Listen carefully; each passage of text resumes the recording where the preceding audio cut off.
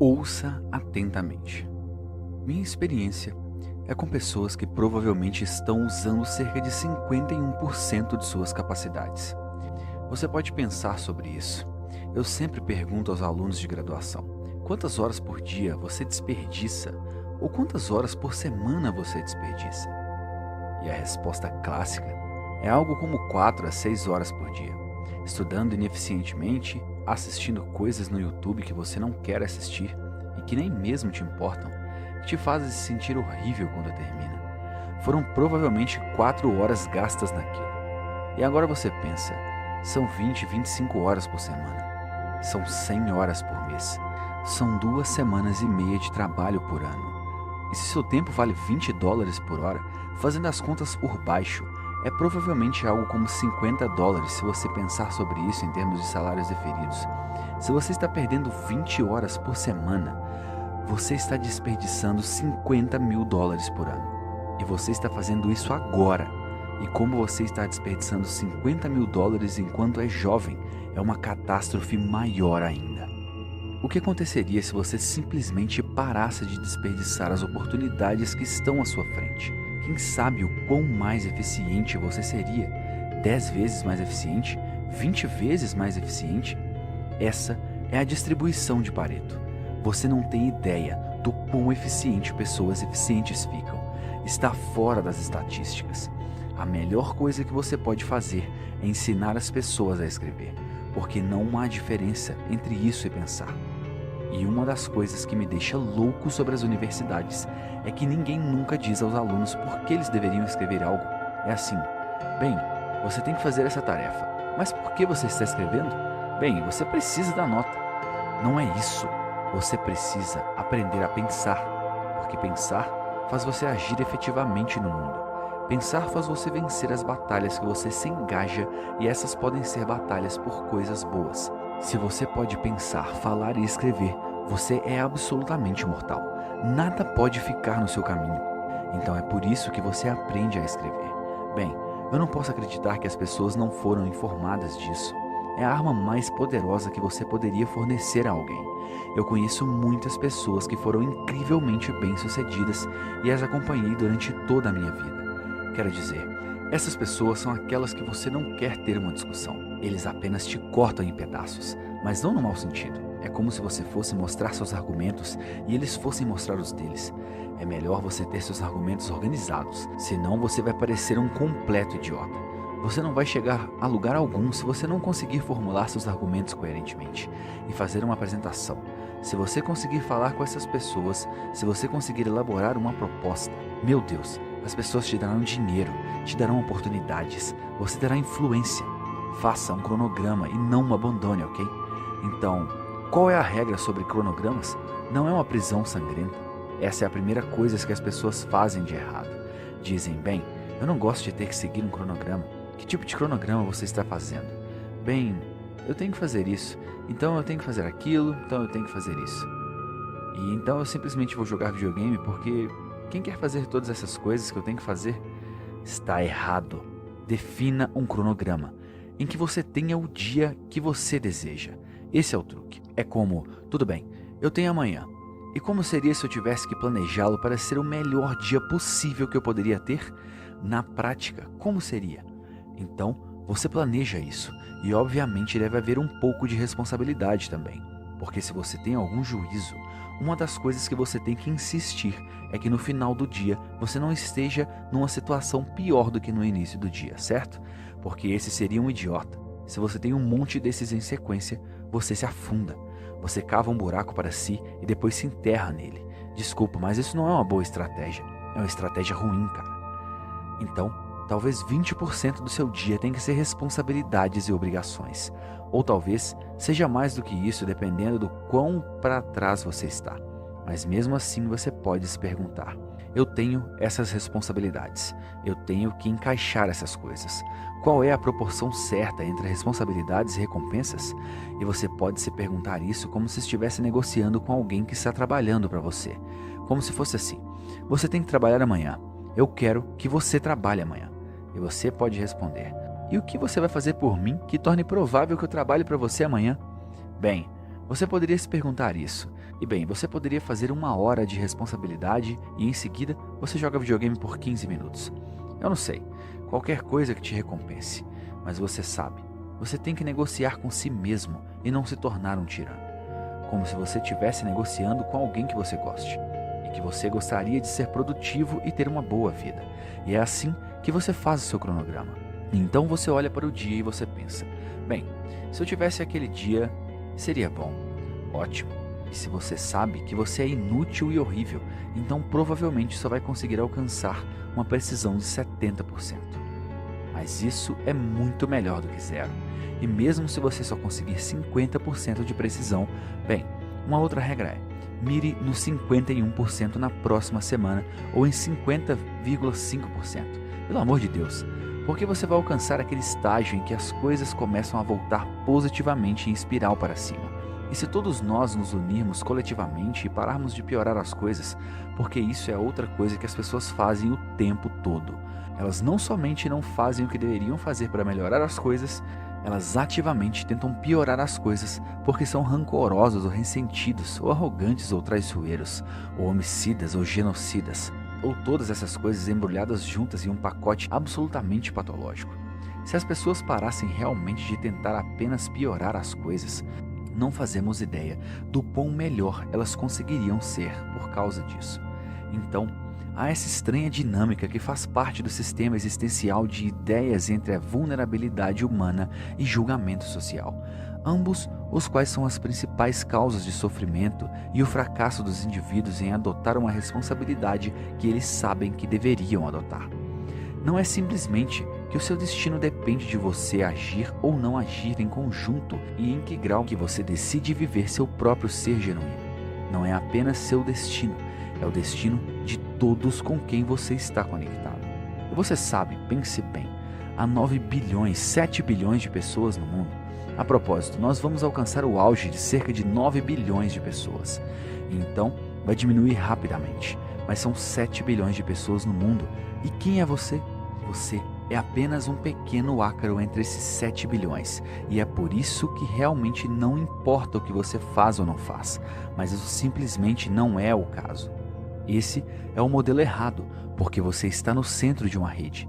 Você é um nó em uma rede. Claro, isso não é nada mais verdadeiro agora que temos mídias sociais. Você conhecerá ao menos 1000 pessoas ao longo da sua vida, e elas conhecerão 1000 pessoas cada uma, e isso te colocará em uma pessoa de distância de 1 milhão. Então é assim que você está conectado, e as coisas que você faz são como deixar cair uma pedra em uma lagoa. As ondas se movem para fora, e elas afetam as coisas de forma que você não pode entender completamente. E isso significa que as coisas que você faz e que você não faz são muito mais importantes do que você acha. E se você agir desse jeito, claro que o terror de perceber isso é que começa a importar com o que você faz. E você pode dizer, bem, isso é melhor do que viver uma existência sem sentido. É melhor que isso seja importante. Mas quero dizer, se você realmente se perguntasse, você teria essa certeza? Se você tivesse a escolha, eu posso viver sem responsabilidade nenhuma e o preço que eu pago é que nada importa. Ou eu posso reverter isso e tudo importa, mas tenho que assumir a responsabilidade associada a isso. Não é tão óbvio para mim que as pessoas tomariam um caminho significativo. Agora, quando você diz que nihilistas sofrem terrivelmente porque não há sentido em suas vidas e eles mesmo assim sofrem, sim, mas a vantagem é que eles não têm nenhuma responsabilidade. Então, essa é a recompensa e eu realmente acho que é a motivação para dizer, bem, eu não posso deixar de ser niilista. Todas as minhas crenças entrariam em colapso. Talvez. Talvez você tenha apenas permitido que eles entrassem em colapso porque é muito mais fácil do que segui-los. O preço que você paga é um sofrimento sem sentido. Você pode sempre lamentar sobre isso e as pessoas vão sentir pena de você. E você tem a opção de tomar o caminho do Marte. Então, isso é um bom negócio, especialmente quando a alternativa é suportar devidamente seu fardo e viver no mundo sem hesitação. O que Solzhenitsyn descobriu e tantas outras pessoas no século XX não é somente ele, mesmo que ele seja o melhor exemplo, é que, se você vive uma vida patológica, você contamina sua sociedade. E se as pessoas suficientes fizerem o mesmo, então isso é o inferno. De verdade. De verdade. Você pode ler o Arquipélago Gulag se você tiver a força moral de fazê-lo, e você vai ver exatamente como o inferno é. Então, você pode decidir se esse é um lugar que você gostaria de visitar, ou ainda mais importante, se é um lugar que você gostaria de visitar e levar toda a sua família e amigos. Porque foi o que aconteceu no século XX. Ninguém pôde viver sem uma rotina. Se vocês não têm uma rotina, eu recomendaria que você mantivesse uma, porque você não pode ser mentalmente saudável sem uma rotina. Você precisa escolher um tempo para se levantar, qualquer hora que quiser. Mas escolha um e cumpra-o, porque senão você desregula seus ritmos cardíacos e eles regulam o seu humor. Planeje uma vida que você gostaria de ter e faça isso até certo ponto, referindo-se às normas sociais. Isso é mais ou menos como resgatar o seu pai da barriga da baleia. Outra forma de fazer isso é ter uma pequena conversa consigo mesmo, como se você não soubesse quem você é. Porque você se conhece. Você não vai fazer o que lhe é dito. Você não vai fazer o que você diz para fazer. Você já deve ter notado isso. É como se você fosse um mau empregado e um chefe pior. Ambas as coisas. Você não sabe o que quer fazer. E quando você diz a si mesmo o que fazer, você não o faz de maneira nenhuma. Então você deveria se demitir e encontrar alguém para bater. Mas meu ponto é que você tem que entender que você não é o seu próprio servo, por assim dizer. Você é alguém em que você quer apresentar a oportunidade de ter uma vida boa. Isso é difícil para as pessoas porque elas não gostam muito de si mesmas. Elas sempre quebram um chicote e depois procrastinam. Meu Deus, há uma maneira tão chata e patética de gastar seu tempo. Pense o que você tem que fazer, e isso é uma parte da humildade. Você tem que olhar ao seu redor dentro da sua esfera de influência. A sua esfera de influência direta e consertar as coisas que necessitam de reparo. Uma das principais razões pelas quais as pessoas não conseguem o que querem é porque elas não sabem o que querem. A probabilidade de você conseguir o que seria bom para você, o que podemos dizer, seria ainda melhor do que você quer, certo? Porque você pode estar errado sobre o que você quer, facilmente. Mas talvez você possa conseguir o que realmente seria bom para você. Bem, por que você não faz? Por que você não tenta? Você não pensa, tudo bem, aqui está o que eu gostaria se pudesse tê-lo. Eu não estou dizendo para você manipular o mundo para forçá-lo a entregar-lhe bens por status ou algo assim. Não é isso que eu quero dizer. Quero dizer algo como, imagine se você estivesse cuidando de você mesmo, como se fosse alguém com que você realmente se importasse, e depois pensasse, estou cuidando dessa pessoa, eu gostaria que as coisas fossem bem para ela tanto quanto fosse possível. Como seria a vida dela para que esse fosse o caso?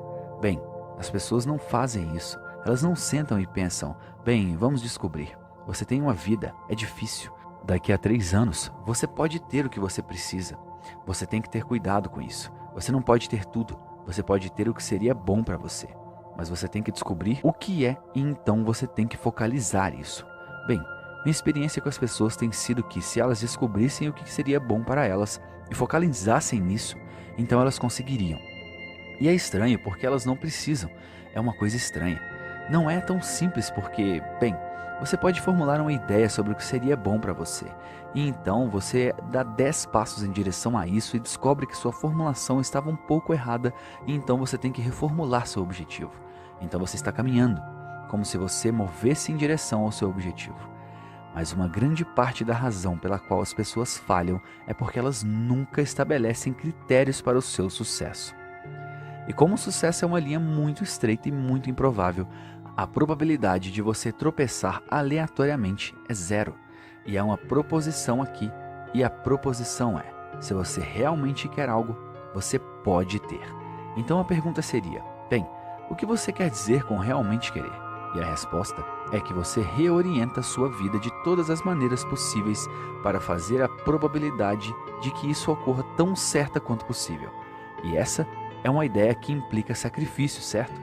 Você não consegue tudo, obviamente, mas talvez você possa ter o que você precisa. E talvez tudo o que você precisa fazer para obtê-lo é perguntar. Mas perguntar não é capricho ou desejo de hoje. Você tem que encarar isso com muita seriedade. Você tem que pensar como, eu estou fazendo um balanço de mim mesmo. E se eu fosse viver adequadamente ao mundo, e se eu fosse me preparar de tal forma que existir me justificaria na minha opinião. E eu não quero dizer como um juiz severo. Exatamente. O que eu visaria? Sente-se na sua cama um dia e pergunte-se, quais coisas incrivelmente estúpidas eu estou fazendo regularmente para estragar a minha vida? E se você realmente fizer essa pergunta, mas você realmente tem que querer saber essa resposta, porque isso é o que realmente significa perguntar. Não significa apenas pronunciar as palavras, significa que você tem que descobrir que quer saber. Você vai descobrir isso tão rápido que vai fazer seu cérebro enrolar. Se você gostou desse vídeo, deixe seu gostei, inscreva-se no canal e ative as notificações para receber mais vídeos como esse.